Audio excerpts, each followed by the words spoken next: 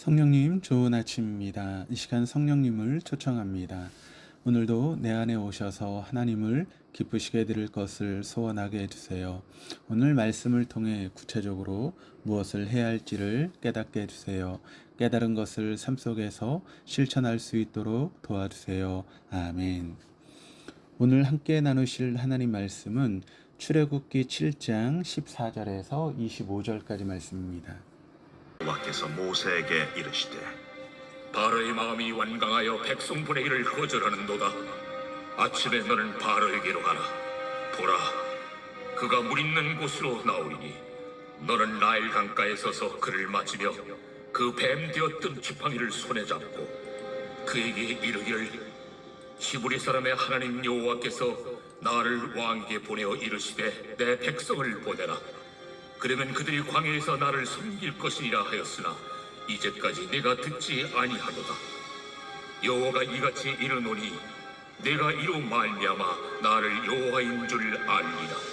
볼지어다, 내가 내 손에 지팡이로 나일강을 치면 그것이 피로 변하고 나일강의 고기가 죽고 그 물에서는 악취가 나리니 애굽 사람들이 그 강물 마시기를 싫어하리라 하라.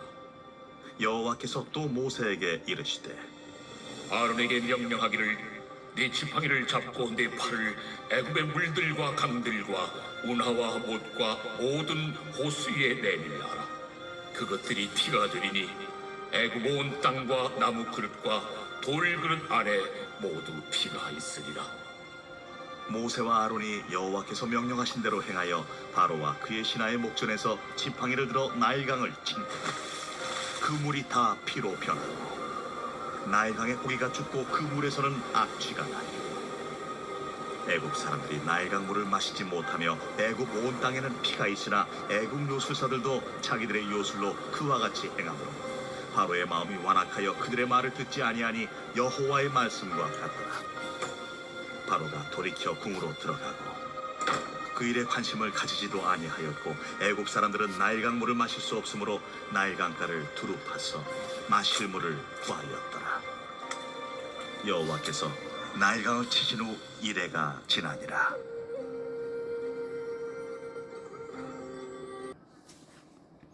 하나님은 모세와 아론을 통하여 바로에게 이스라엘 백성들을 애굽 땅에서 내보내라고 말씀하셨지만 마음이 완악한 바로는 하나님 말씀을 듣지 않았습니다. 오늘 본문은 하나님 말씀에 불순종하여 내려진 10가지 재앙 중 첫 번째 재앙입니다. 14절에서 16절까지입니다. 여호와께서 모세에게 이르시되 바로의 마음이 완강하여 백성 보내기를 거절하는도다. 아침에 너는 바로에게로 가라. 보라, 그가 물 있는 곳으로 나오리니 너는 나일 강가에 서서 그를 맞으며 그 뱀 되었던 지팡이를 손에 잡고 그에게 이르기를 이스라엘 히브리 사람의 하나님 여호와께서 나를 왕에게 보내어 이르시되 내 백성을 보내라. 그러면 그들이 광야에서 나를 섬길 것이니라 하였으나 이제까지 내가 듣지 아니하도다. 하나님께서는 바로가 아침에 물 있는 곳으로 나오는 것을 알고 계셨기에 모세에게 아침에 물 있는 곳으로 가라고 말씀하십니다.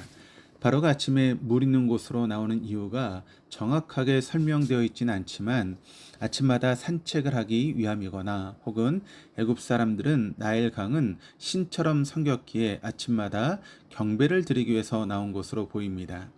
모세는 하나님 명령에 따라 뱀 되었던 지팡이를 잡고 바로에게 가서 이스라엘 백성을 애굽에서 내보내라고 하는 말을 전합니다. 그러나 바로는 하나님 말씀에 순종하지 않았습니다. 이제부터 애굽에 10가지 재앙이 일어나게 될 것인데 재앙의 이유는 명확합니다. 바로가 하나님 말씀을 이제까지 듣지 않았기 때문입니다. 하나님께서는 모세에게 첫째 재앙에 대해서 설명하여 주십니다. 17절에서 18절까지 말씀입니다. 여호와가 이같이 이르노니 내가 이로 말미암아 나를 여호와인 줄 알리라. 볼지어다, 내가 내 손에 지팡이로 나일강을 치면 그것이 피로 변하고 나일강의 물고기가 죽고 그 물에서는 악취가 나리니 애굽 사람들이 그 강 마시기를 싫어하리라 하라. 첫 번째 재앙은 지팡이로 나일강을 치면 모두 피로 변하고 고기가 죽어 악취가 나는 것입니다. 나일강은 애굽이라고 하는 나라에게 있어 매우 큰 영향을 주고 있었습니다. 나일강에는 늘 물고기가 충만했고 농사에 필요한 물이 풍부했기 때문입니다. 나일강은 애굽에 많은 이득을 주었기에 그들은 이 강을 신성시 여겼습니다. 이러한 나일강이 피로 변하는 재앙은 단지 물을 마시지 못하는 것을 넘어 그들의 식량도 피해를 입게 된 것입니다. 아울러 애굽이 신성하게 여겼던 나일강이 피로 물든 것은 그들이 우상을 숭배하던 것이 헛된 것임을 명확하게 보여줍니다. 하나님은 바로가 순종하지 않자 자신을 알리시기 위해서 재앙을 일으키셨습니다. 말로 설명하여 알아듣는 사람이 있는가 하면 행동으로 보여야지만 알아듣는 사람이 있습니다. 바로는 후자에 해당합니다. 아무리 모세와 아론이 가서 하나님 말씀을 전하여도 그는 마음이 완악하여 하나님 말씀에 귀 기울이지 않았습니다. 그렇기에 애굽 온 땅에 재앙이 임한 것입니다. 하나님께서 바로에게 지속적으로 자신의 뜻을 말씀하신 것처럼 성도들에게도 항상 하나님의 뜻을 말씀하여 주십니다. 어떤 사람에게는 음성으로 혹은 환상으로 이야기하실 수 있지만 우리에게 있는 성경이라고 하는 하나님 말씀을 통해 하나님의 뜻을 항상 알려주고 계십니다. 그렇다면 우린 항상 삶 속에서 이 말씀을 더욱 묵상하고 오늘을 살아갈 때 하나님의 뜻이 무엇인지 묵상하며 나아가야 합니다. 하나님 말씀을 묵상하지 않는다면 하나님 말씀에 귀를 닫고 살아가는 바로의 모습과 크게 차이가 나지 않기 때문입니다. 첫 번째, 재앙은 나일강에만 국한되지 않고 더욱 확장됩니다. 19절입니다. 여호와께서 또 모세에게 이르시되 아론에게 명령하기를 내 지팡이를 잡고 내 팔을 애굽의 물들과 강들과 운하와 목과 모든 호수에 내밀라라. 그것들이 피가 되리니 애굽 온 땅과 나무 그늘과 그릇과 돌 그릇 안에 모두 피가 있으리라. 재앙은 나일강을 넘어 운하와 목과 모든 호수에도 영향을 주었습니다. 더 나아가 애굽 온 땅과 나무 그늘과 돌 그릇 안에 물이 아닌 피가 생기게 되었습니다. 이것은 재앙이 있기 전에 미리 저장해 두었던 물조차 피로 변하게 되어서 애굽의 모든 사람들이 물을 마시지 못하는 고통을 받게 된 것입니다. 재앙은 서서히 일어나지 않고 모세가 지팡이로 나일강을 친 즉시 일어났습니다. 이에 애굽 백성들의 반응은 어떠하였는지가 21절 말씀을 통해 증거합니다. 21절입니다. 나일강에 고기가 죽고 그 물에서 악취가 나니 애굽 사람들이 나일강 물을 마시지 못하며 애굽 온 땅에는 피가 있으나 애굽 사람들은 갑자기 일어난 재앙으로 나일강 물을 마시지 못했으며 물에 있던 고기들도 죽게 되어 양식도 부족해졌습니다. 백성들의 반응과는 상반되는 바로의 모습이 나타납니다. 22절입니다. 애굽 요수아들도 자기들의 요술로 그와 같이 행함으로 바로의 마음이 완악하여 그들의 말을 듣지 아니하니 여호와의 말씀과 같더라. 이전에 아론의 지팡이가 뱀으로 변했을 때 나타났던 애굽 요수아들이 다시 나타나 자기들의 요술로 같은 일을 행했습니다. 가뜩이나 마실 물이 없어진 상황에서 이들은 얼마 남아있지 않은 물을 피로 만드는 어리석은 일을 행한 것입니다. 애굽 요수아들이 정말 능력이 있었다면 피로 된 나일강을 물로 만들어 고통받는 애굽 사람들에게 신선한 물을 주어야 자신들의 능력을 증명할 수 있었지만 그들이 할 수 있었던 것은 하나님의 능력을 비슷하게 흉내만 내는 것에 불과했습니다. 애굽 요수아들의 기교를 본 바로의 마음이 완악하여 이스라엘 백성들을 보내지 않았습니다. 바로는 첫째 재앙을 보고도 대수롭게 여기지 않고 돌이켜 궁으로 돌아가 관심조차 가지지 않는 모습을 보여줍니다. 바로와는 대조적으로 애굽 사람들은 실질적으로 물을 찾기 위해서 노력하는 모습을 보입니다. 24절입니다. 애굽 사람들은 나일강 물을 마실 수 없으므로 나일 강가를 두루 파서 마실 물을 구하였더라. 피로 변한 나일강 물을 마실 수 없었던 애굽 사람들은 나일 강가를 두루 파서 물을 구했습니다. 이것으로 보아 당시 지향이 지하수까지는 영향을 미치지 않은 것으로 볼 수 있습니다. 어떤 긍휼의 하나님은 애굽의 왕인 바로를 깨닫게 하기 위해서 재앙을 내리셨기에 애굽 사람들의 목숨을 빼앗는 강력한 재앙을 내리시지 않으신 것입니다. 이러한 재앙이 임했음에도 바로는 전혀 당하지 않고 하나님 말씀에 순종하지 않는 모습을 보여줍니다. 물이 피로 변한 재앙은 이래 동안 지속되게 됩니다. 나일강은 애굽에게 있어 생명의 줄기와 같은 곳인데 하나님께서 내리신 첫 번째 재앙이 나일강에 임한 것을 묵상해 보아야 합니다.